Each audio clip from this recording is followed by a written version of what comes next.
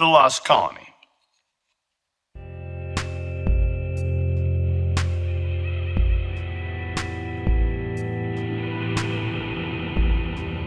Moments in history. When White left, the remaining colonists promised that if they moved away, they would leave behind them the name of their destination. In 1591, when he returned, the word Croatoan, the name of a tribe of Indians, was found in a tree. The colonists had vanished. Years later, settlers learned that they had gone to the Indians. If any escaped massacre, they were doubtlessly absorbed into one of the Indian tribes, and traditions to this effect has continued throughout the centuries. So ended the attempt to settle a colony in America.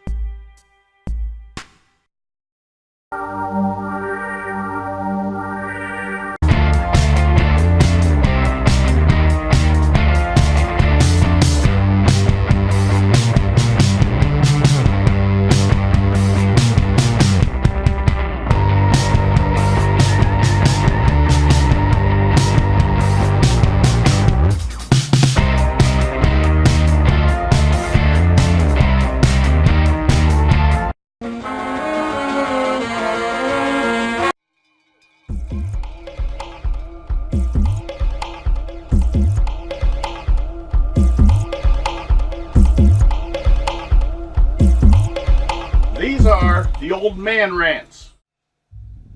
Old Man Rant 4. Superheroes versus Hollywood. After last week's rant on racism, based on my anger at Trump and his cronies, on to something a little lighter, but just as true to my heart. Superheroes versus Hollywood.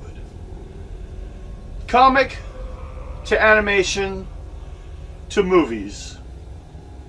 Or sometimes it went comics to toys. There was a movement during the 80s that a lot of companies did toys and cartoons and comics all kind of as a compass package.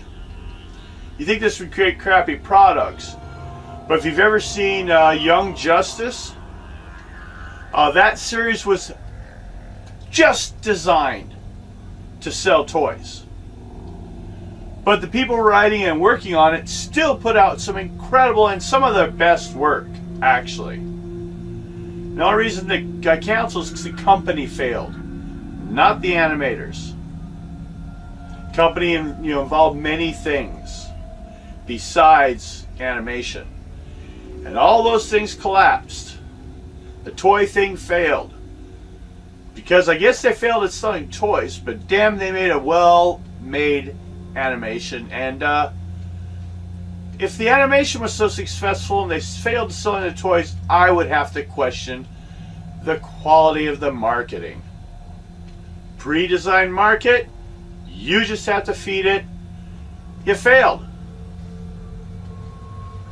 Okay, don't blame comics. They gave you the opportunity. You go there and try it. Okay. Going on to that, we basically have, these people make the comic books and they go and all this route of market testing, you could call it, to see if people like their product. And finally it gets to a movie. Then these Hollywood people get the concept and go, wow, now I'm going to have to fix it. It's been through more testing than you have possible brains to understand. Maybe that's why this occurs. It's already been seen what people want. It's been cleaned up and polished on the way. And then you decide to run it through some Hollywood crap machine. Like, it annoys me. Personally, I feel Hollywood writers are just not good writers. Your standard journalist writes with better quality. And they say journalism's only right for what, a third grade or a fifth grade or something like that level of intelligence, for understanding of the language. To support this, I give the concept of the top 100 grossing films, which means how much money they profit. This is the quality standard that Hollywood feeds to. They tell everyone else to apply to. This is what's real and what is good because it's what the people want. Okay, we'll follow your system and let's see what we learn. Top 100 grossing films. Most of the remaining, I'll just deal with those first. There were not comic book films. Seemed like they could have been, or at least were influenced by comics. In the top grossing comic book movies, or toys, or not counting, of course, Star Wars, who was a comic and was further developed in the comics than you see in any of the movies, just like in the books. But it was first a movie, so we're not counting that one. We're going to give Hollywood that one. Okay? Hopefully, I should be showing you a list of the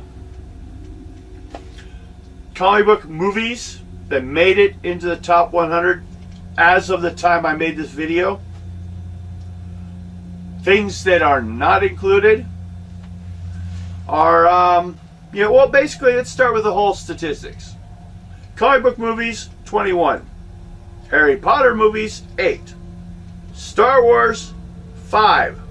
Lord of the Rings, 5. Most of the rest heavily influenced by sci-fi. For starters, look at that list. And that is the response of you, the viewers, Hollywood viewers. Hollywood would probably call you guys nerds. And you are approaching films, Hollywood's approaching films,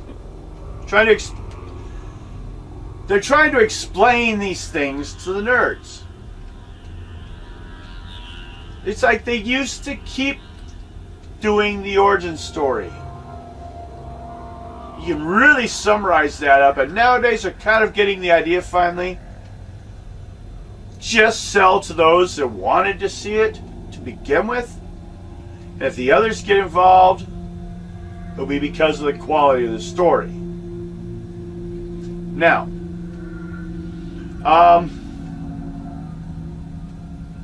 this whole thing, I visualize someone like John Wayne explaining science to a computer nerd. It's stupid. The past generations trying to explain the world to those that are more responsible for that it's going to become. Your grandpa trying to explain mail to you like they either created it or even understand it.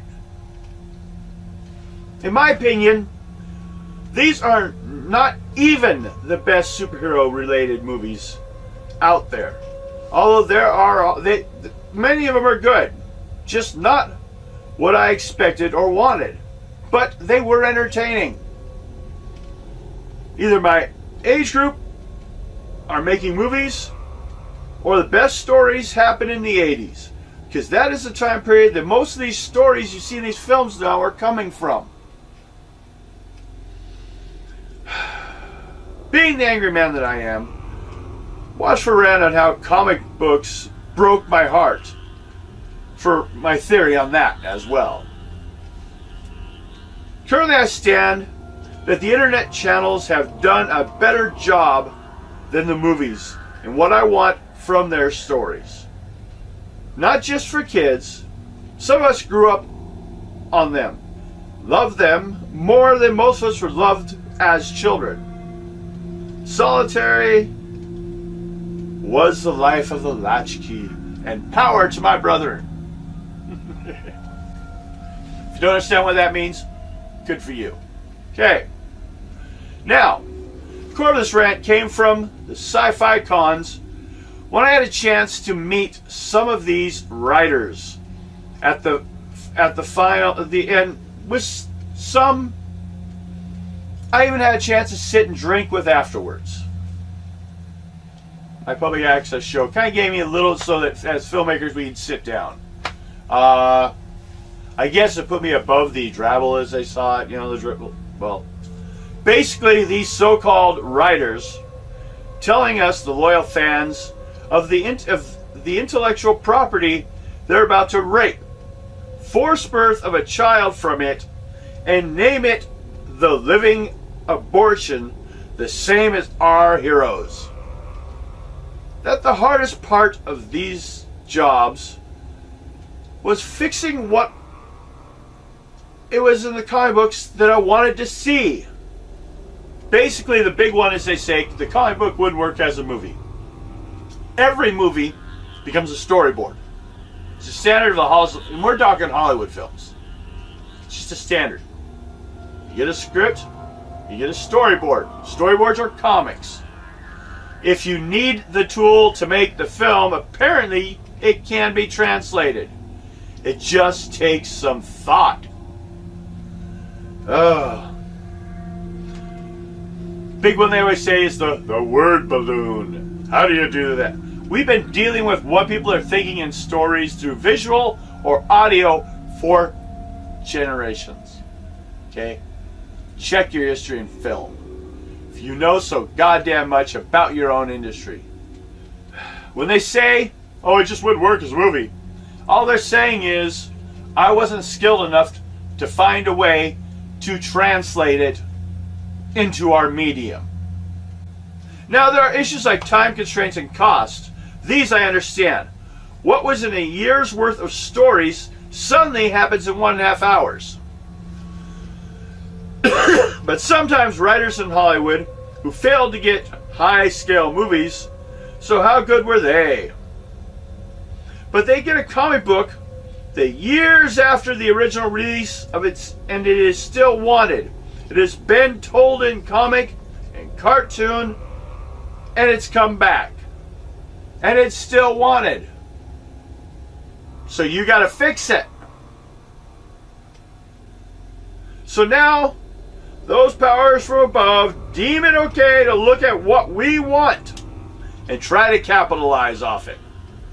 For starters, I feel the people that look down on comics based upon some egotistical view of I'm better than that are not qualified for the job. They are much too close-minded to see what comics have influenced more of the current world than Shakespeare. Do not judge something you do not like as worthless just because you do not understand it. Nothing is more classical than the hero's story. So they come along and say, let's fix this. People don't want to see this again. No, I want a literal conversion of that story as it was written. I'd like to sit with the comic book and watch the movie and see where they did it. Maybe that's the filmmaker in me, but that's what I went to see. But it's my rant, so I'm going to give you a flip on this. I understand that, okay, here's an example of a time constraint issue. Then the comic books would have been hard to translate, or, came out fine. But the translation to the movie was hard to get the impact. And a lot of people bitched about it. And that would be in Watchmen. Dr. Manhattan was not originally seen as the cause of the destruction. He wasn't the focus of the full fear. There was an alien that was created by the guy, and that was going to be found in the site. And that was more the fear. But at the time, we already had a natural fear of atomic and nuclear concepts. We didn't need any edging along for that fear. By the time the movie came out, that fear had greatly died down, while aliens were no longer such a fear. So, flipping it was to make it contextually similar to the feelings that were experienced in the story, with a minor change. And it took out a whole angle of the story and the time and the money needed to tell it. That I understand. That was a good use. It's probably what I would call one of the greatest comic book movies made. But that's because I like the literal translation. Although it was off in areas, I find where it was off served the medium and did not distract from the feel of the story. That's what a good Hollywood writer would do. They, the Hollywood writers, are given proven material with an already existing sales base. All they have to do is fulfill the minimum required of the already existing hunger. Basically, we wanted a sandwich, and they bring us a hamburger. It will work, but it's not the same. A hamburger is not an improved reboot of the sandwich. The sandwich we wanted may have had no meat on it at all. They just surveyed and found more people like hamburgers. So, you got a hamburger. In short, let's fix this. Let's make this a piece of crap like all the drivel from Hollywood is, by feeding it into the same popularity index checking to see if it clicks on enough popular dollar points to validate a movie, then writing from this point. I blame this defaulting system of the old ways. People learn to do what you pay them to do, and if you reward them for popular crap, then you get a Sharknado. Hope you're happy. For some reason, they try to sell to a new viewer while trying not to offend the old existing viewer. I don't even want every movie to be a blockbuster. I just wanted them to be good. I want to be entertained. So quit the shit, just give us what we want, and not what surveys tell you we want. We paid to get the comic, and still you want to see more. The surveys were free, which information should have been a higher value. Because if you can't get it right, then it's back to the arenas for entertainment. But I have an idea as to who to send in first. Have a nice day.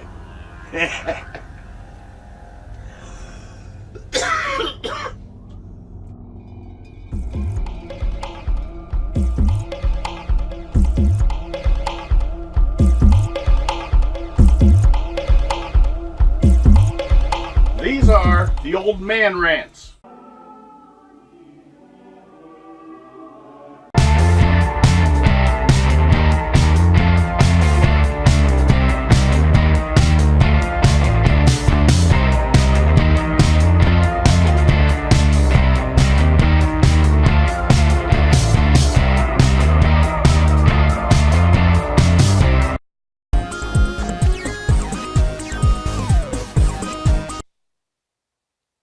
Prehistoric End.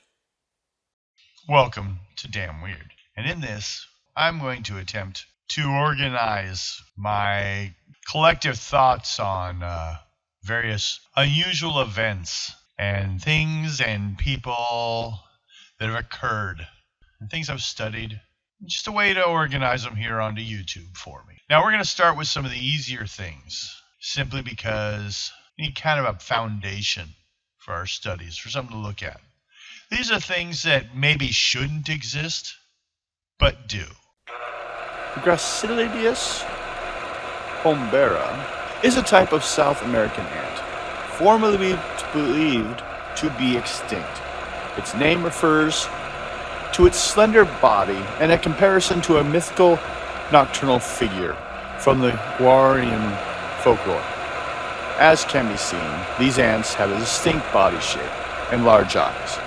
A fossilized example was found in amber in the Dominican Republic, which provides some detail of the insect, but it did not allow precise examination. However, in 2006, approximately 15 million years after it was believed to have gone extinct, it was amazingly rediscovered. As the only extant member of this genus, body proportions and color vary geographically among the populations. In particular, specimens from Paraguay and Argentina are darker and have relatively shorter appendages than the Brazilian specimens. For being extinct, they seem to have be a lot of them. This collection records of Gracilidris pombero indicate that it inhabits low scrub forest. This specimen from Maharano were collected at a sardine bait in the Cerrado scrub forest near the edge of a soybean field.